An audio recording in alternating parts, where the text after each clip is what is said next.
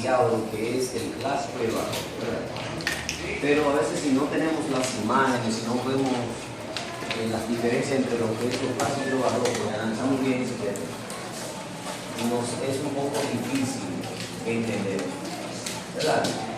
Entonces, para que no nos vayamos de una manera tan superficial, ¿verdad? Vamos a observar lo que es esta diapositiva, lo que es lo clásico y lo barroco, y vamos a ver su característica, tanto de lo clásico y las características del barroco. Donde existe la diferencia y donde hay incluso una compenetración, tanto de lo barroco como de lo clásico. Pero a la vez se va a notar la diferencia entre ellos dos, buscando lo que son las características de ambos estilos. Y empezamos de esta manera, ¿verdad?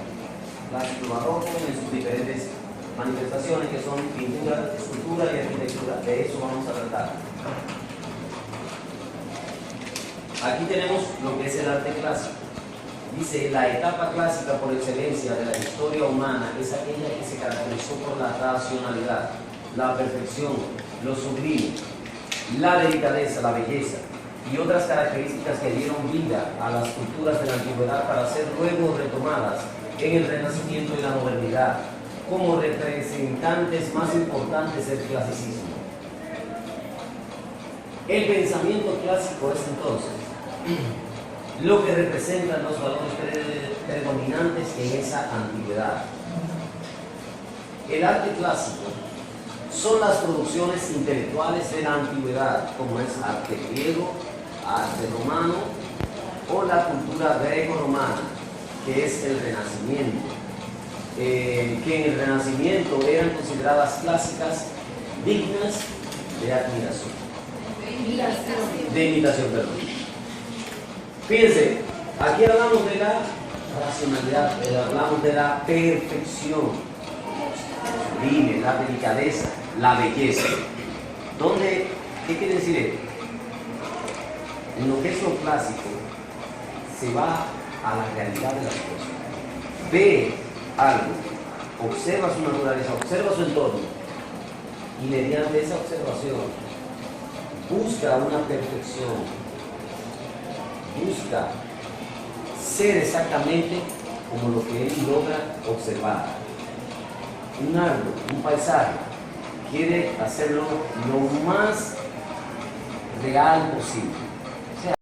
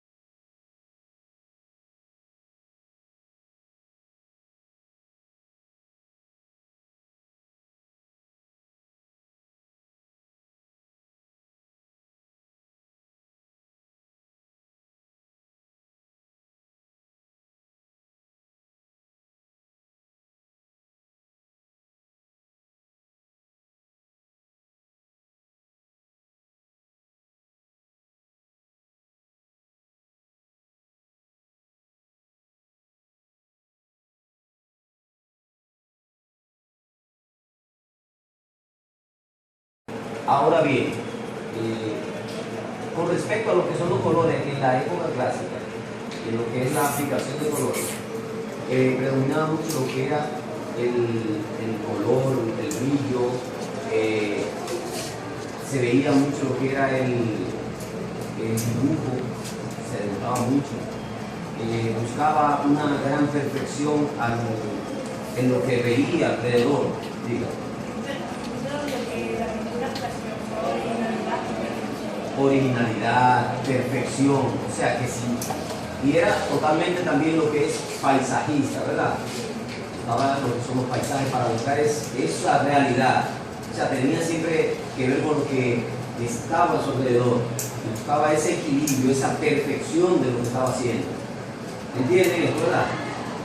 Quería hacerlo tal y como lo veía, en todo su esplendor. Entendemos, ¿verdad? En este término, en lo que es la pintura clásica, ¿verdad? Ok. Profesor, si, por ejemplo, si quería ser como en su esplendor, ponía contrastes. Los colores, mayormente. O sea, utilizaba todo tipo de colores. Los colores que veía en la naturaleza, ese brillo, eso o sea, en lo que determina el paisaje, eso buscaba lo que era lo clásico. ¿Entiendes? Buscaba lo clásico, no se acentuaba mucho en lo que es la expresividad, algo más sublime, sino en lo que ellos estaban viendo. Querían hacerlo de manera perfecta.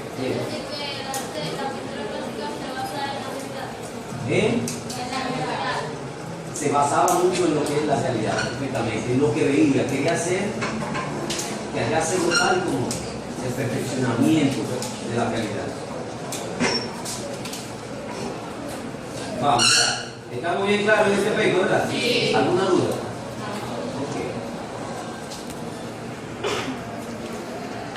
Okay. Escultura clásica, especialmente de carácter religioso. Fíjense, aquí cuando habla, fíjense cómo habla, de la perfección de qué? El cuerpo humano. Habla de la anatomía. Cuando hablamos de la anatomía, estamos hablando exactamente de lo que es partes del cuerpo. Usando perfección cada punto para determinar qué tan perfecto han hecho ellos y qué tan igual están haciendo esa escultura. ¿Están entendiendo, verdad? Sí. Entonces, recuerden que la pintura tiene mucho que ver con eso, ¿verdad? En la perfección de las cosas, el equilibrio. También en la escultura tiene mucho que ver con eso. Y buscaba más la perfección del cuerpo humano, más que buscar otra cosa, como le llamamos, más que expresividad o cosas más sublimes. No buscaba eso, sino perfeccionamiento del cuerpo humano. Tanto así que en la época de los griegos, la escultura clásica incluso estaba envuelta en lo que era el desnudo. La mayoría de las esculturas que había estaban desnudas, por un motivo que solamente buscaba el perfeccionamiento, buscaba la realidad humana.